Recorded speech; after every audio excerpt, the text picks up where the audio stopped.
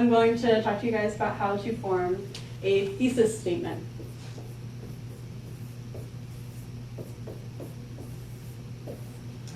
So we're going to talk about what it is. We're going to talk about where you put it in your paper, when you use it, why you use it, and how to form one. So what is a thesis statement? Basically, it's when you take an argument of an entire paper and you boil it down to a few sentences. So this is everything that you need to tell the audience about what your paper is about. Where do you put a thesis statement in your paper?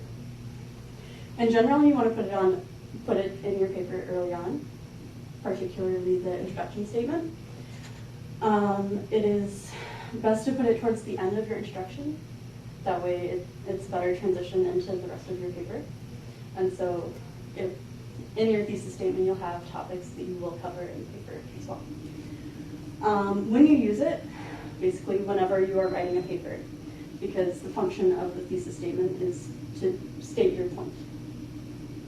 And most often it is used when you're making an argument. But also it can be used in papers that are summarizing something, and this is why you're summarizing it. Why you use a thesis statement.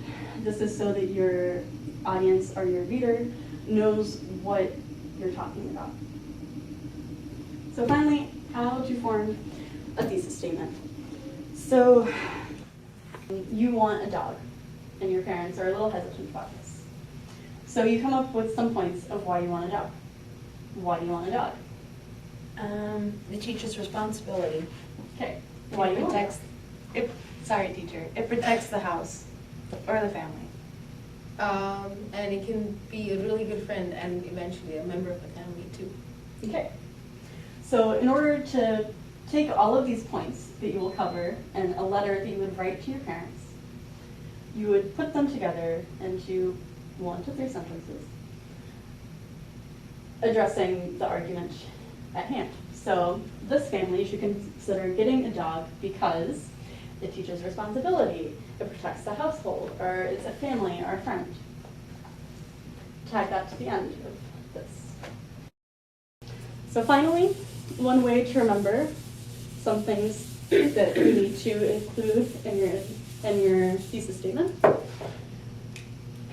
is BAKE. B-A-K-E. So B, it boils down the argument.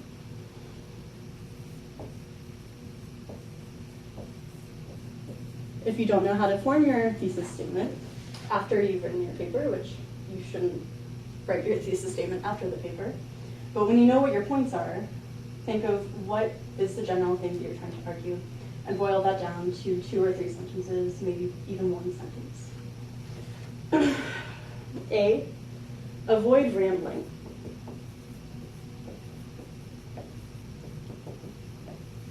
You don't want to talk about things that are outside of what your argument is. You want to stick to the argument. K, keep it short. You don't want a thesis statement that goes on for a page. E, end of paragraph.